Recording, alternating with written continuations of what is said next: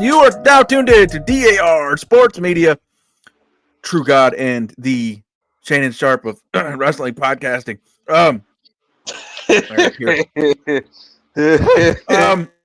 We're here back hitting you guys up. You know, the people have been asking for it, so we're going to hit up. There's been some good news. Kind of like this little periodical thing that we show up, so we're not just saying the same shit to y'all every single week. Got some stuff created, collected, some thoughts to share. I think we'll start off with the biggest, overarching and the oldest news of the things we're going to cover today. This AEW Media deal. It happened, finally got announced. And I'm glad we took a little bit of time till some more details came out and some more context and some views were given. And that what I'm about to say is already an opinion that has come up in a lot of places. I'm not being a hater. I'm not big mad. Because, first of all, what I want to say is fucking congratulations, and that's a huge fucking deal for the wrestling industry. Mm-hmm. It's a beautiful fucking thing. Y'all did everything you could to try and not make it happen, but it did, and I'm happy for you, and I'm glad. And the bottom line is, and it appears by every stretch of the fucking imagination, this is what WB is counting on happening. You guys can always turn it around. You can always get the details clamped down that elude the show, that make it tough to pay attention to, that make it tough to care about sometimes. All that stuff can be brought under control. And it's not all bad. Definitely don't get me wrong. There's lots of stuff on AEW that I like. And you guys can get that stuff together. You can get a couple of hot angles together that have actual continuity and actually lead somewhere and finish in a satisfying way. These things could happen. And the numbers could shoot back up. If they get back up 900, a million. Sorry, guys, I'm out of breath. 900, a million. Oh, boy.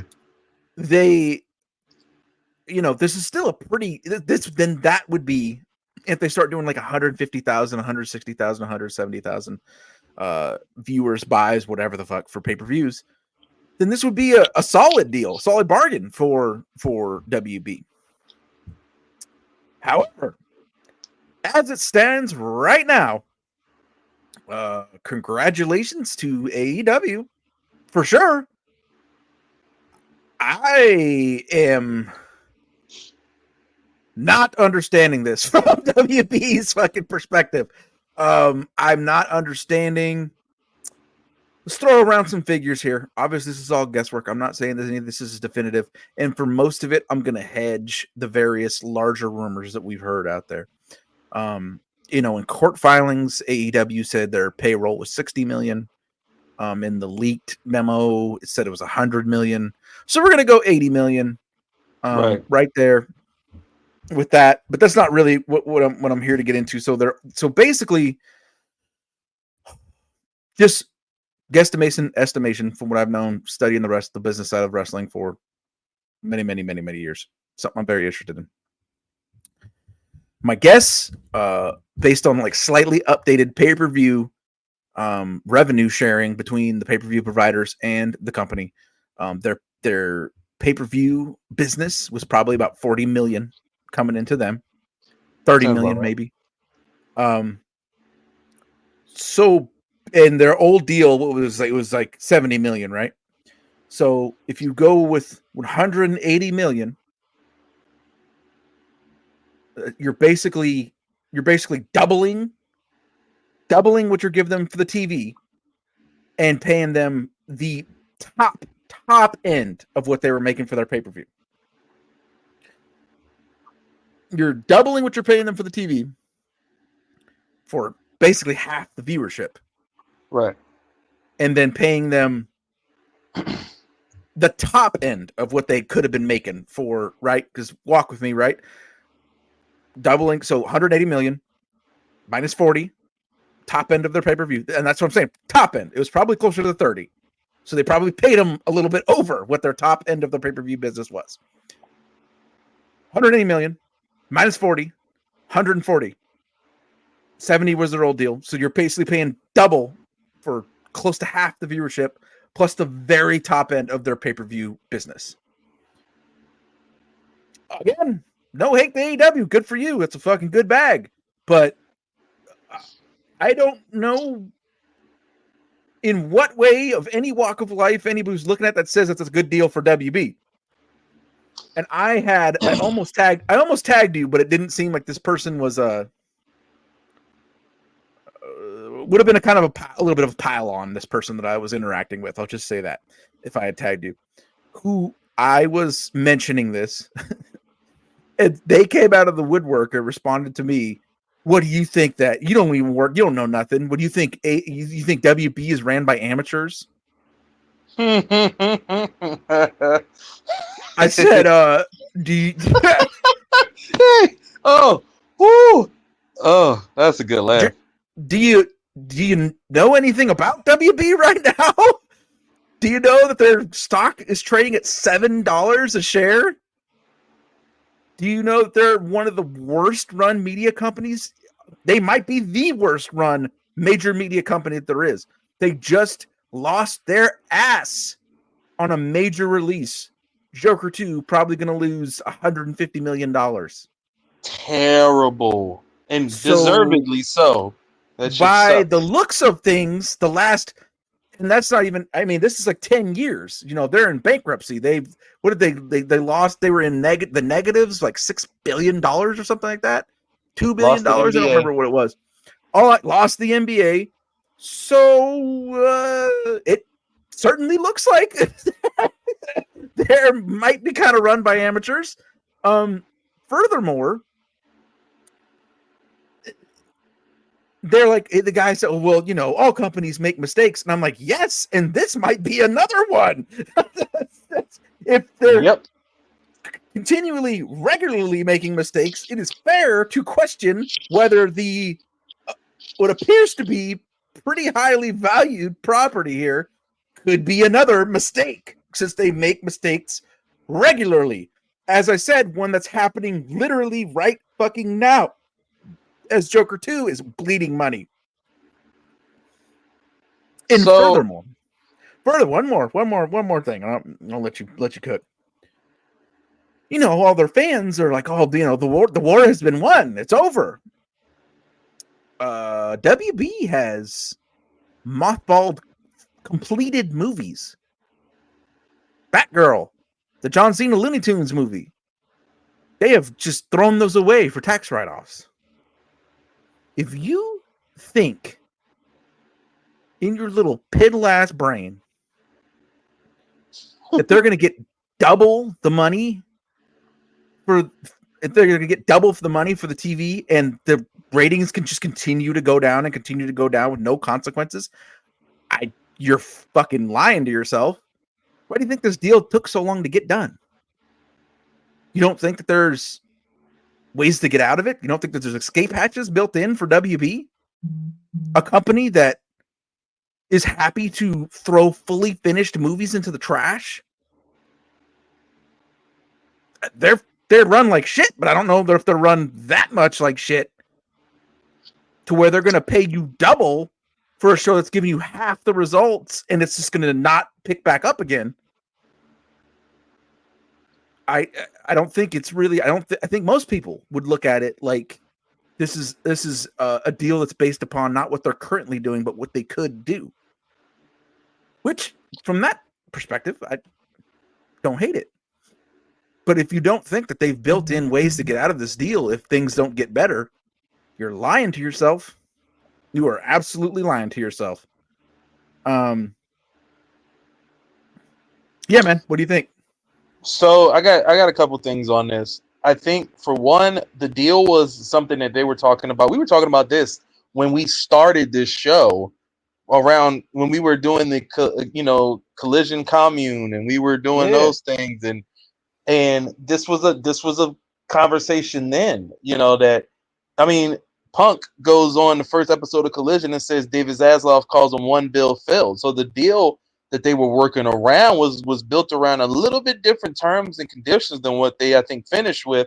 And if I'm not mistaken, I think they were trying to aim for like a 5-year, 1 billion, 1.2 billion deal. I think that was kind of the plan at one point.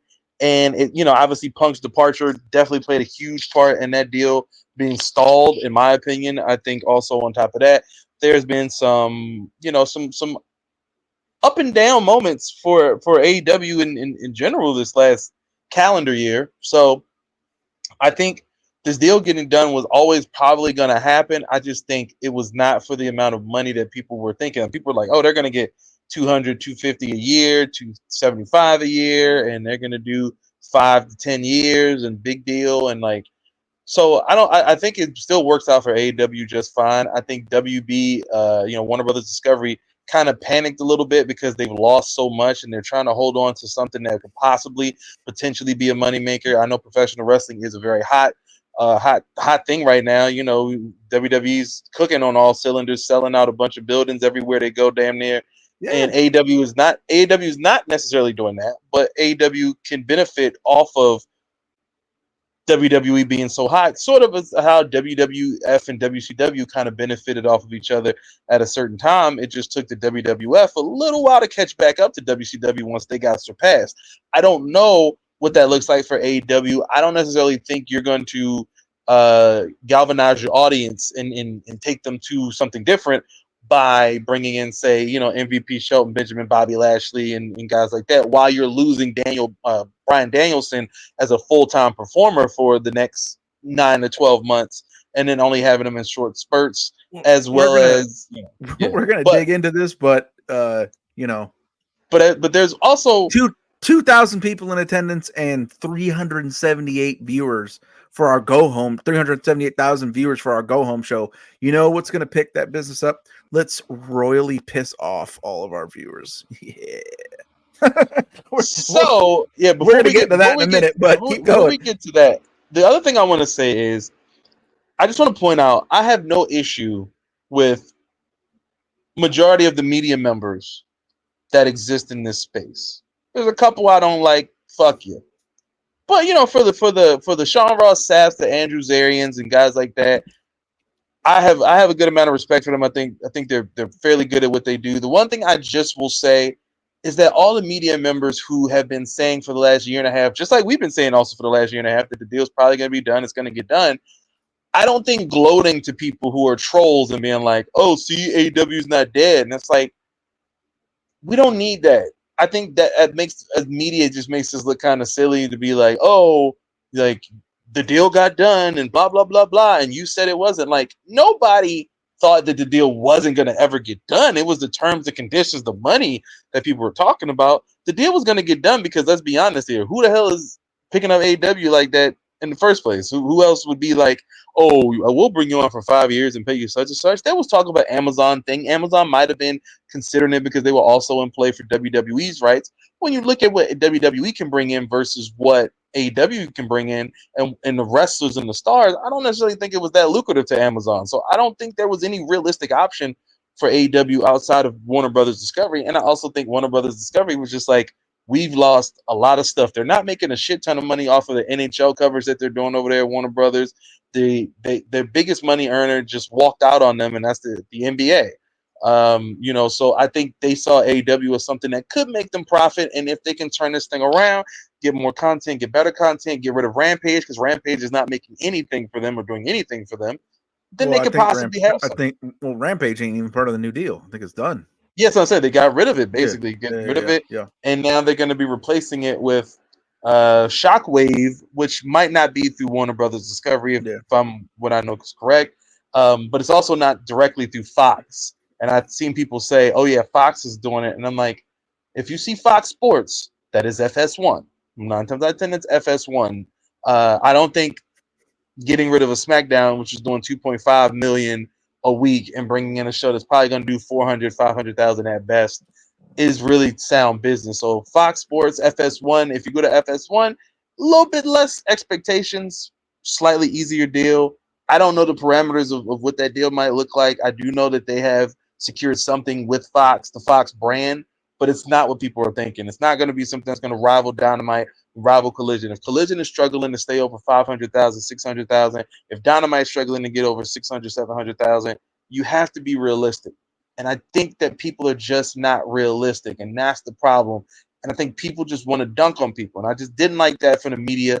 Guys, got no issue with those guys. I think they're pretty much really good at what they do, unlike like a Dave Meltzer these days. But I think they're good at what they do. But I just think the dunks and all, like, oh, you're gonna eat crow when you like, who in reality was like the deal's been in talks for the last year or two. Like, we've been talking about this for a year or two. Like, it doesn't make you look like, oh, I was right. It's like, it's not always about being I was right.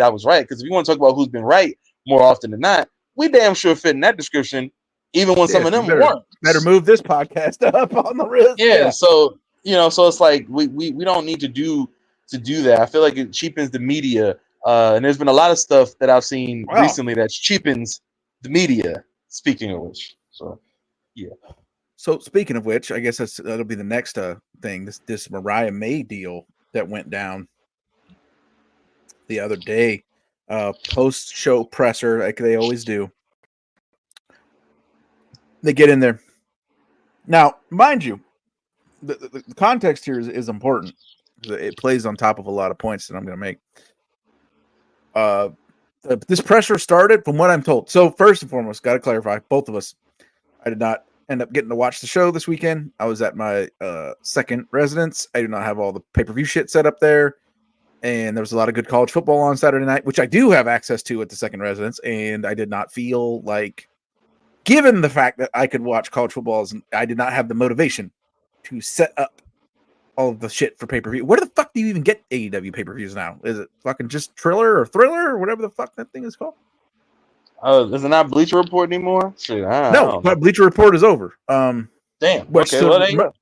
What's the rejoicing of a lot of people? So that's what I mean. I wasn't going to go through everything to fucking figure that shit out. Well, soon they'll be on Max. I mean, that's a thing. Yeah.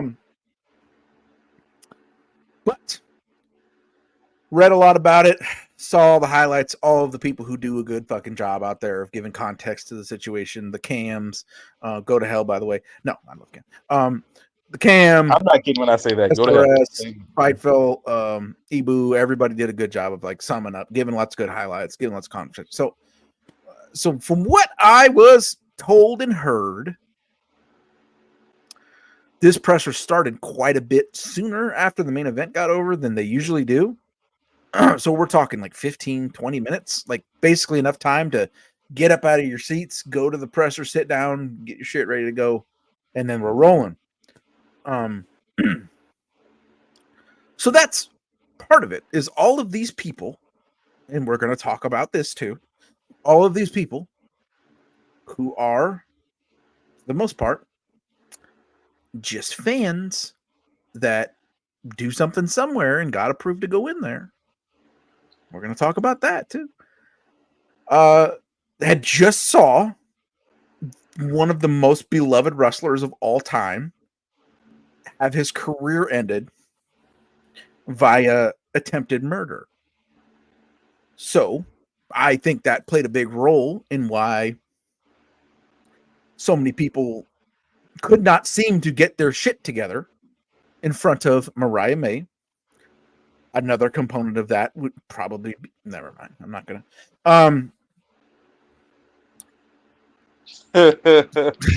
Because that means that other people are not what Mariah May is, and other people that have been on that podium very much are. But anyways, God damn it. Look. So first of all, my words to those folks that were in that room. Look, man, I'm not. How the fuck do you go into that room without pre-prepared questions for every person who's going to be in there? Like, yeah, you want to come up with some topical stuff that just happened, but if anything, in all fucking scenarios, if you know you're approved to go in there to ask questions, why the fuck would you not have questions ready for every person? What are you doing? You should never be in one of those rooms again if you can't do that. If you can't do that bare minimum. What the fuck is going on here? Yep. I'll tell you what's going on here. I put just as much blame on AEW for this. This is the monster that you created. This is the field that you have cultivated, the crap that you have cultivated, because you put a bunch of fucking kiss ass loser fucking marks in that room. Mostly, some of them are serious people who do serious work. Shout out to them. But for the most part, those are the people that you have in those rooms. So therefore, when something insane just happened in front of them, and they have one of the most stunning women on the earth sitting in front of them waiting for questions that she deserved to be asked, you're going to get them reacting like they're a bunch of fucking loser, jerk-off, basement-dwelling fucking marks like they are, because that's the people, for the most part, not all, that you put into those rooms on purpose. So it's just as much your fault, AEW. You know what you fucking do. You know goddamn well that's what you do. So you should apologize to Mariah May. Yeah. I don't really give two shits about the stuff really like that. I mean, honestly, I think it's a shame. If DAR Sports and Media were in that room, we'd absolutely have questions for Mariah May. I'd have a lot of things to say to Mariah May, but for sure I have a question that would talk about her match that night or what's next for her as AEW Women's Champion. It's not that hard, especially for someone like myself. I've been doing this off and on for quite some time now, and I've interviewed almost every professional wrestler you could think of that has a name over the last 12, 13 years. And I think the one thing that wrestlers I know respect the most about media members is that you come prepared, you come there focused, and you come there to do your job. And if I could say so and be honest with you, a reason why someone like a Will Washington has the respect of a lot of people in AEW is that Will would always come to the scrums and do media, and he's very much a professional at what he does. Booking decisions are not what he does on the creative side now. Before he got to that point, he always came prepared. He did his media thing the right way, and that's how you're supposed to do it. You don't come in there and be like, oh, and then once again, this does fall on AEW, and it might have a little bit to something to do with the Will Washington elephant in the room in some way, because Will was someone that was favorable to the company, was someone who was friendly with them. He's also a professional. Not everybody that's favorable and friendly to the company is a professional and knows what they're doing. And when you put people in those rooms who have no fucking idea what they're doing, or also have a bit of their own social issues in terms of how they can handle asking these questions. Some people have never been in that position and ever worked media before, and they get put in those rooms and they flinch up and they get quiet. So sometimes those approvals are very interesting to me. As someone who got approved for AEW Media several times because I actually was working with the company, I've seen who they put in those rooms, and a lot of it is honestly just based on if you are 100%, 95% positive towards the company, and that's no way to do media. So AEW has to once again blame itself for a lot of the issues that AEW have. They can blame on themselves because they've created this entire world. Like your fan base, you've created these crazy people. You want to call them sickos and all that shit. Like I'm not calling them sickos. I'm calling them motherfuckers weirdos because they weirdos. Like it's just too much. Like you want to have this crazy fan base because you feel like it'll give you more loyalists and people who will spend more money with you. But you're also getting a lot of people who are turning other fans off from your product. Not that the product, it's not just about the product, Well, but it's it's just clearly also not happening because every money-making metric is fucking evaporating in front of them. So obviously, and these loyalists that you count on to put down their money, are that's not not the doing case. it. And I get it. Financially, it's a tough time for everybody, right? It's a lot of people going through a lot of problems. So maybe you don't want to spend that 40, whatever, was it 49, 39, whatever it costs to rent, buy a pay-per-view. Maybe you don't want to spend that money to go, get that ticket because the show isn't grabbing you like that. And I think AEW, a lot of their wounds are self-inflicted, and you can only have so many self-inflicted wounds before you can stop pointing the finger at everybody else. and actually look in the mirror and make some changes. And I think what they do is they just keep saying they're gonna make these changes and keep doing that. Well, And then they've shut out people who they did make a care. change the other day. Yeah, they made some changes, but they also have kicked people to the curb or done people wrong who actually cared about the benefit of their company and actually the betterment of it. And then they brought people in who are so concerned about them staying one way that it's to their detriment. And I think that's a Tony Khan issue. I think he has a big issue with change. I think he has a big issue with taking constructive criticism. I think he has a big issue with listening to people who actually have the best interest at heart. That's not a yes man. And that is from personal experience, and that is from talking with people who are in his inner circle. It just seems like he likes people who are yes men. And most billionaires and rich people like people that are yes men, and that's why a lot of people eventually fall off. You eventually fall off because you're not paying attention to what's going on around you. So that could be attributed. That could be attributed to AEW's problems. Is that they at the very top they have an owner who also has his own share of issues and is also in his own way a rich version of what his media members can honestly be. Tony Khan is a WrestlingForum.com member turned owner of a company. That's who he is. And a lot of the media members are that. As someone who also frequented Wrestle Forum here and there while I was at work years ago, it's not good. It's not a good thing to be. So yeah. I'm just gonna say I saw a lot of people in the quote tweets really having a ball with this and posting think pieces, and it's because all these fucking social issues, and that's the reason these fucking bunch of weirdos who just win it's their favorite almost get murdered, didn't have nothing to fucking ask from Mariah May, and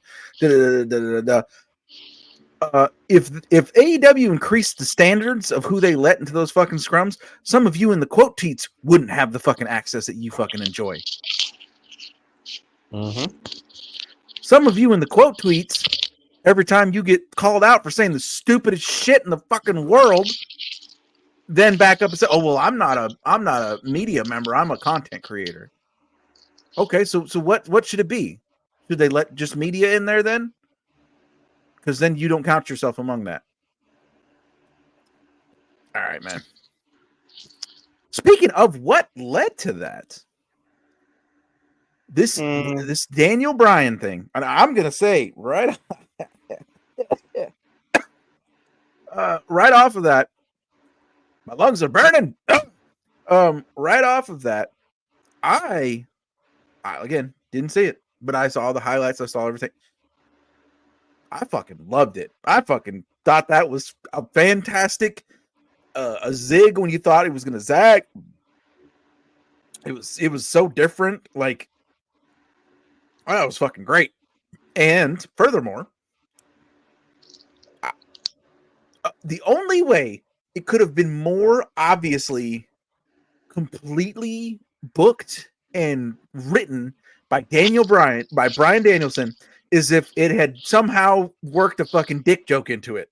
Like, it was like, that's 1000% the way Bryan Danielson wants to fucking go out. In the way that happened, he's such a fucking troll. He loves troll shit.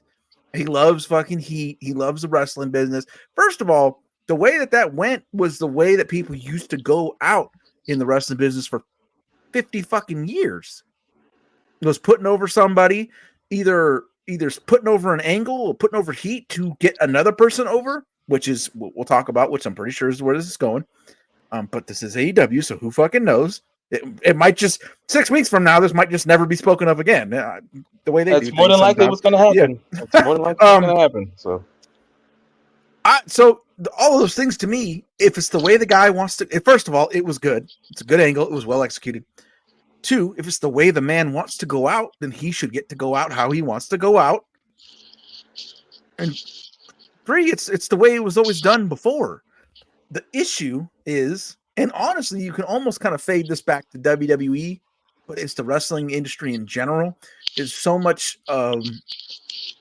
behind the curtain now that the fans are taught to put the heat on the booker and not the angle that they're watching. You know what I mean? Not the heel doing the things.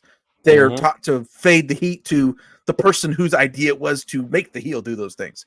And that's kind of the WWE, in that this whole generation of fans has been trained to the company is the heel. You know what I'm saying? Not the heels are the heel. And so while I love the angle and I'm into it and I get it, it seemed to really fucking piss off a lot of their fucking diehard viewing audience.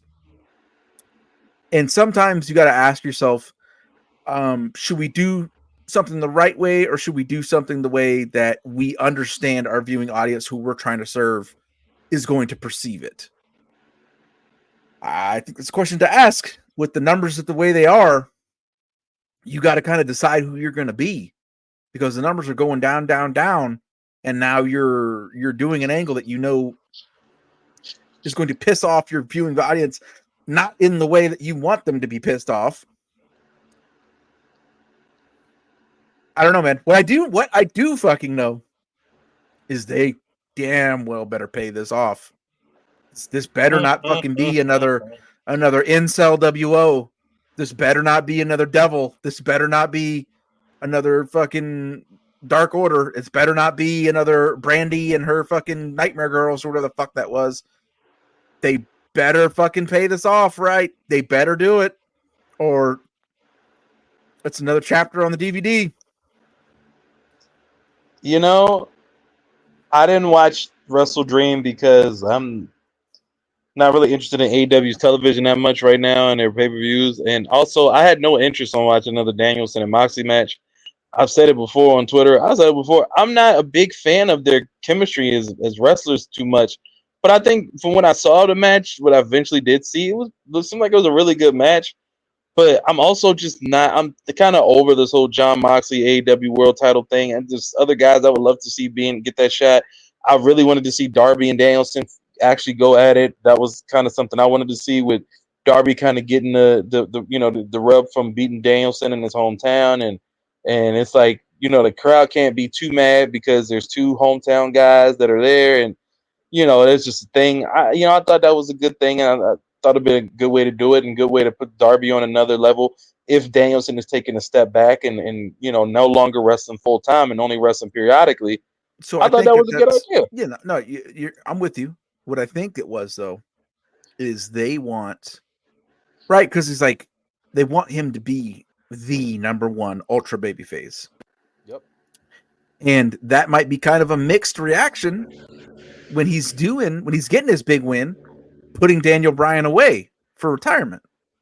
So instead, let's make this piece of shit guy who did the most terrible thing possible get as much heat as possible, and then that's the guy that Darby Allin beats. That's what I'm thinking is the reasoning here. That's 99% what's gonna happen. I just don't care about Darby and Mox again because we just watched Mox beat him for the title shot in the first place. So it's that's part of it too. Is he just beat him? So yeah, can Darby actually do this? Yeah, so I get what they're doing, and it's like, that's cool. I personally just don't care about this whole thing. I think Mox is always the guy that they put in for the transitional championship, run. Like, they put Mox in there after Punk left and made Mox the champ after Punk left, and then MJF beats him. Or I think Punk got injured or something like that, and they gave it to Mox, and then MJF beats him, and here we are now with Danielson deciding he's ready to go home and show for a while, and then Mox beats him, and there's this bad group. But then you see at the end of the show, there's Darby sitting there looking sad and broken with Hook and a couple other guys there, and so you kind of see where they're going with it and what they're leading into. I just really don't care. Like, Moxley does nothing for me with this character. This character in this group really don't do nothing for me. I know it's just basically BCC with like Marina Shafir on the side, but it's just, I don't know. I feel like things run their course, and I feel like it's run its course. And for me, I'm just not interested in it. But I thought the angle was executed fine. I think if I cared about Moxley and I wanted to see him, see him as champion, it'd be great. I think there's a great ending angle. I think the audience didn't like it, though, because the audience was not ready for Bryan Danielson to do this just yet. I think you waited for 3 years for him to get this title run, and it was like, yo, we just getting started. And then the first title defense he had was against Jack fucking Perry. and then it's like you go from that to just like, damn, like it's over. And I think that's what it was. It's like you feel like you wanted to get just a little bit more, maybe to Full Gear, maybe till winter is coming. Just give him a couple months, get to see him go against this person, that person, and you're not going to probably get that because he's got multiple surgeries. I heard that he has to get, and he's going to be gone for an extended period of time. So, and then when he comes back, it's like, do you just pick up where you left off, or does he just come back and do like one or two matches here and there? Maybe I don't think Bryan Danielson wrestles again until the next WrestleDream, and I think that'll be the only thing we might see him do in general is maybe that once a year thing. Go out WrestleDream, go Well, put his my body big on the line idea for 30. is once you do wrap this up and you get the belt on Darby, you have Darby do the long run, and then Danielson comes back and says, "You never beat me for it." And then you do get that match, but then it's as Danielson is a returning legend, and it's not it doesn't carry with it the animosity that would be carried with retiring Yep, him. He's already retired. yep, He's a coming back legend. He comes back to put over Darby. Fucking there we go. yeah. Good, So good, good shit. and I think that's kind of what the plan is. I think Danielson has his next 2-3 years planned out. Who he might want to face and who he, and how often he's going to wrestle. And I can tell you, based on what I do know, it's not going to be a lot. It's not going to be a lot of matches. When he said part time, he should have basically meant like non-existent, like Undertaker showing up for WrestleMania every year, part time type shit. Because he's not going to be a regular fixture on television anymore. And I think that also hurts AEW a little bit too. The guy who is the best wrestler in the world, but to a lot of people is gone from your roster full time, and you have to have somebody step up and take that place. And I think Danielson wants Moxley to be that guy. I don't know if Moxley necessarily fits those shoes because he has his own lane, but you got to find somebody to kind of fill that void. And I think that's kind of what they want Darby to kind of be, and they're gonna execute it, and hopefully it goes well. But I just wasn't really big on WrestleDream in general, and I wasn't really big on the idea of another Moxley title run, even if it is just a transitional run. For Darby, I'm just ready to see Darby Allin be AEW World Champion, and I think AEW needs to knock this shit out the park.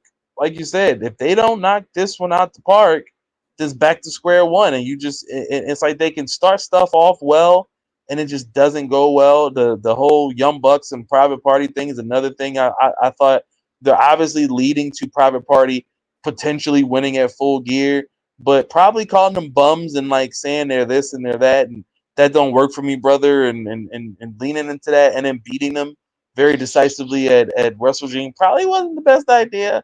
Same thing with this Daniel Garcia. He resigned, and shout out to Mike 563, and his Big Daniel Garcia fan, Mike 563. yeah, he's really big fan. But I think Daniel Garcia staying with AEW was more so because they offered him more money than WWE would be willing to, and because they're trying to make it seem like they have a plan for him and they don't want him to leave.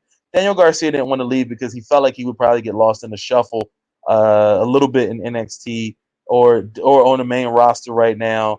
But I will say, I'm pretty sure very soon you'll see another AEW guy on television We've been fairly saying it for a soon. while. Just God, the waiting on that. revolution will be televised. Just waiting on. I think we're just waiting on a few more little, But the one thing that we learned, which I think the last time we were on here, we talked about that maybe, is that AW is no different in terms of their contracts. Where if you're not on television, then they can absolutely just tack on time. If you're hurt, they can just tack on time. So whatever the case may be with that, like I said, kudos to Daniel Garcia getting his bag, getting his money. We love seeing these wrestlers get paid. Love to see everybody Yeah. get Yep. paid. So but you guys might notice. You guys might notice this is a pretty AEW heavy episode. That's because WWE is mostly building towards the Saudi show right now, and nobody around here gives a fuck about the Saudi show or gives fucks with the Saudi show. no fucks. No All fucks. all my homies hate the Saudi show. Survivor Series should be really fun though. I will say that. Speaking of one WWE piece of news that kind of folds into, we'll end this off on a fun note. um, Big Dave. Big Dave doesn't know nothing about why I'm coughing. Big Dave, he just can't. Why would you even say this? Why? Why? I'm telling you guys. I'm telling you, he has a sickness. He has a mental sickness. Because if you are not addicted to pretending that you know things that other people do not know, you would not have said some obviously ridiculous shit like he said the other day. What are we? The Rock's not going to work WrestleMania because of his schedule. Are you smoking crack? What the fuck is wrong with you? Even fucking.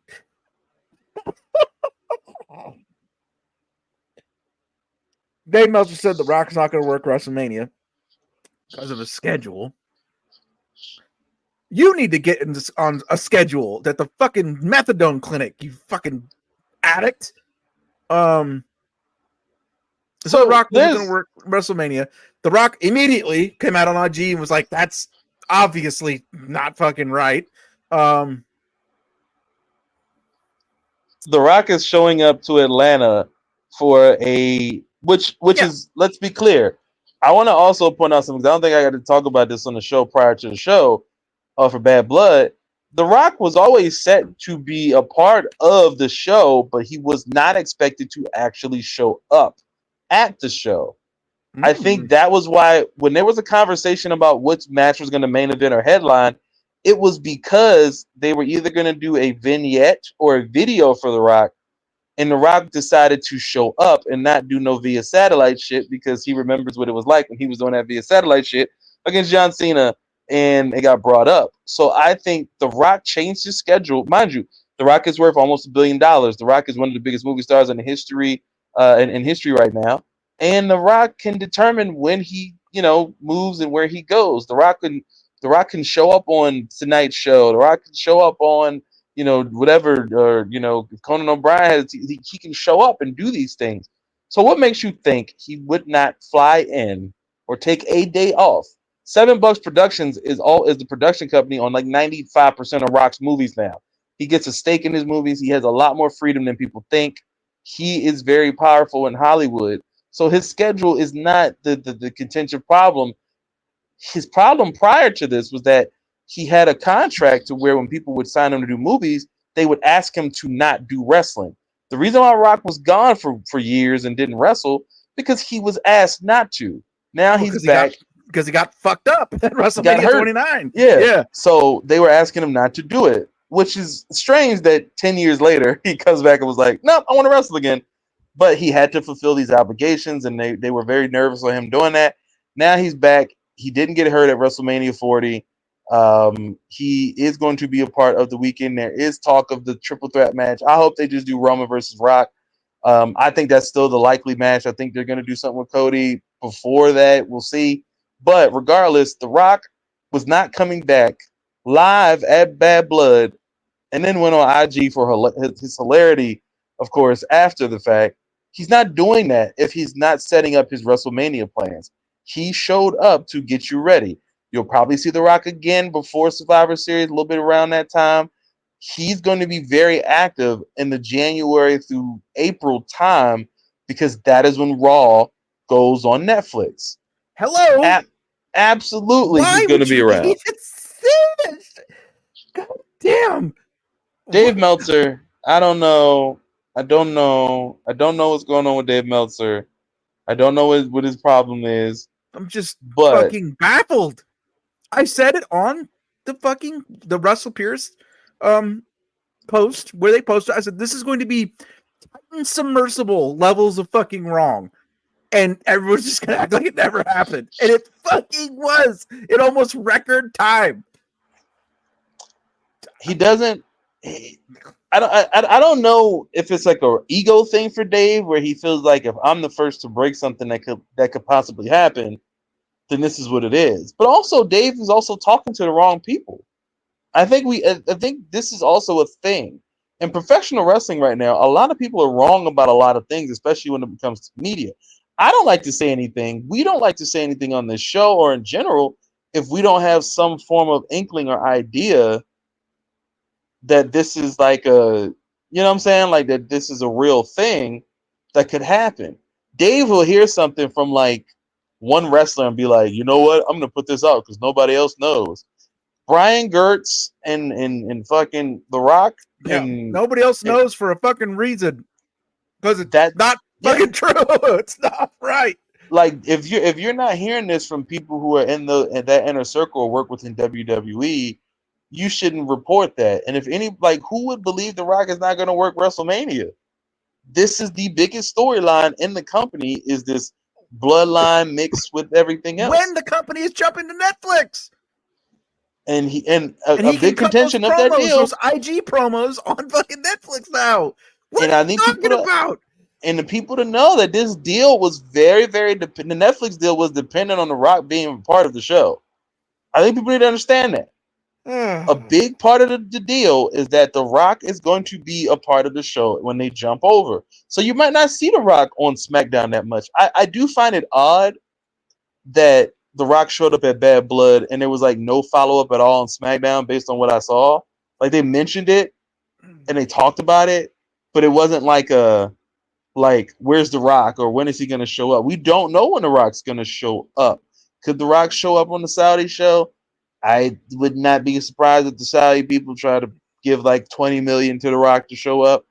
Will he show up? I don't know, but I do know that The Rock will be making more appearances as we head into January, and he will be obviously active heading into the Royal Rumble, which is why I'm of the belief they're going to do Rock and Cody at the Rumble, and then probably lead into something with, because Cody's on Raw, if I'm not mistaken. Well, no, is Cody on Raw or SmackDown? I don't know which ones he's on. Cody's But on if SmackDown. He's been he's showing on up on SmackDown now, Raw he's on because SmackDown now. they're They're building gearing up. towards the Yeah, for the Saudi thing. Yeah. Gunther, and they got the Gunther thing. So yeah, Dave Meltzer, you are a dumbass, and you need to stop it. Let me get my Michael Jordan. Stop it. Get some help.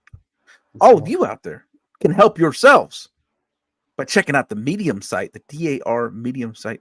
We got the articles going up. They aren't, shout out to our guy Cam, who just started his new gig over there on the new media group with Ariel Hawani, posting up articles, posting up fire over there. Fucking, hey man, our guy made it to the big leagues. We're over here doing our things in the article posting world as well.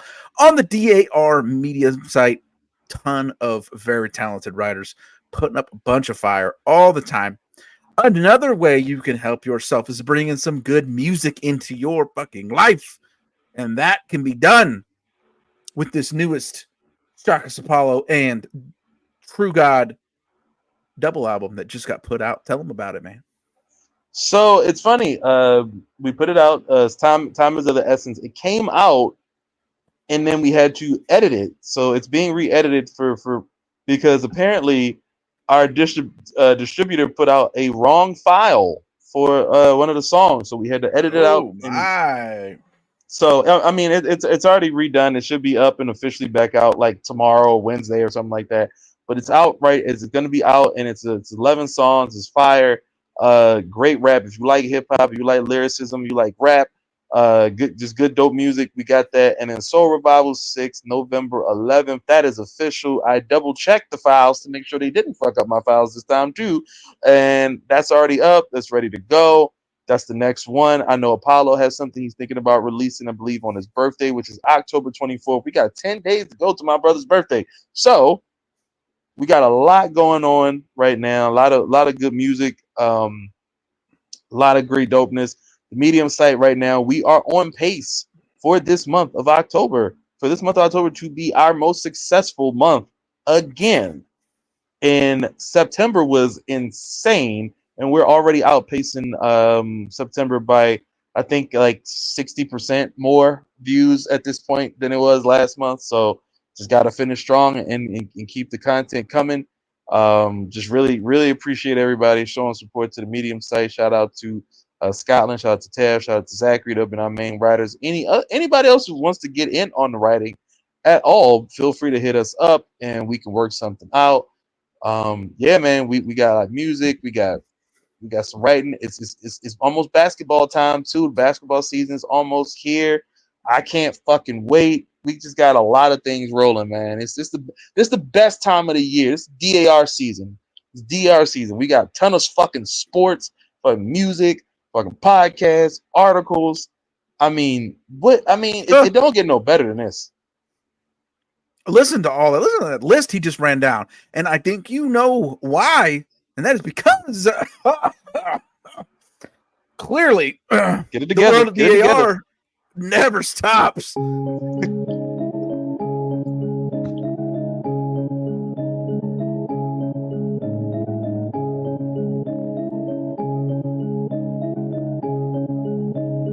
Come on, spill the tea. Yeah.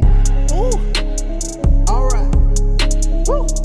This is light work. Come on, spill the tea. Yeah. Ooh. All right. Woo. This is light work. Come on, spill the tea. Yeah. Ooh. All right. Woo. This is light work. Come on, spill the tea. Yeah. Ooh. All right. Woo. This is light work. Come on, spill the tea. Yeah. I'll tell you something. Do you know about it? Yeah, Jessica. So, do you know the